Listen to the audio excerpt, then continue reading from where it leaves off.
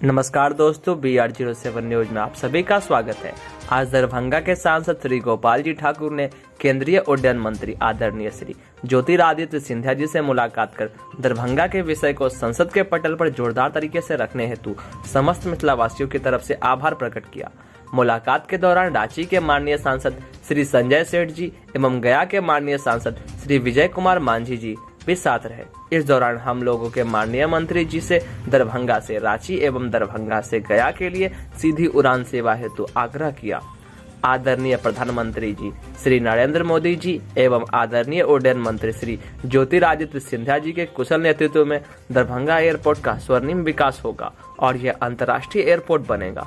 जैसा कि हम लोग जानते हैं कि दरभंगा में एयरपोर्ट की स्थापना पिछले साल नवंबर के महीने में हुई थी, जिसके बाद इसे मिथिलावासियों का अच्छा रिस्पांस मिला और यहाँ लगातार यात्रियों की संख्या में बढ़ोतरी होती रही। इसी को देखते हुए दरभंगा एयरपोर्ट से नए नए फ्लाइटों को अलग अलग शहरों के लिए शुरू किया गया, जिसके बाद इंडिगो भी अपनी किस्मत आजमाने दरभंगा एयरपोर्ट पहुंची और उसे अच्छा रिस्पांस मिला और इसके बाद से ही दरभंगा एयरपोर्ट पर लगातार विकास कार्य हो रहे हैं।